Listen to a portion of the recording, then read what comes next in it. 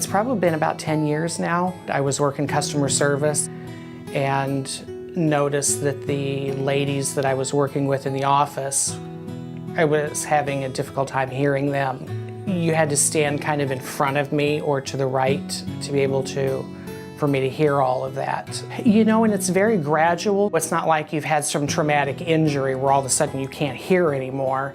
You find it harder and harder, you know, to hear things. The volume on the TV gradually goes up, and so at that point I decided it was time to get a hearing test. And what I have is otosclerosis, which the small bones in the inner ear are fusing together, and so they don't vibrate anymore, causing the sound. Mark came to see us in 2007. He had attempted surgeries, but was not a candidate for surgery due to some of the other risks associated with it. So he came to me talking about amplification or hearing aids. So he did start out with a unilateral hearing aid to his left ear, and he did okay with that for a while, and over the course of the years his hearing was starting to decline and he was requiring more power from the hearing instrument. At that point we started talking about the bone-anchored auditory implant, and it turned out he was a great candidate for that surgery.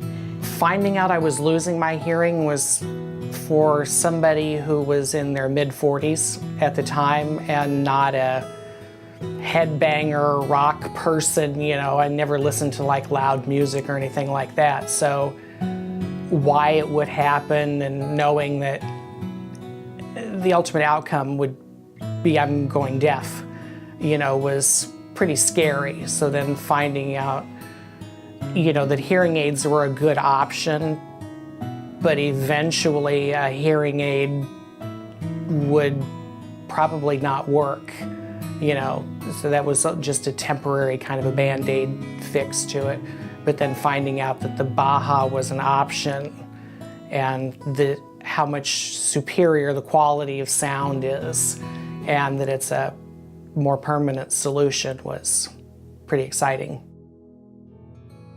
We've been trying since the first time Amy put a simulator on me for the Baha implant. It was like, yeah, I want that. Day of surgery couldn't have been any easier. I mean, surgery was easy. Dr. Mikulik, you know, couldn't have been any, you know, nicer or done a better job on surgery, you know. So it was the longest 3 months between surgery and activation because I was ready for them to put it on and turn it on and let's go, but they made me wait.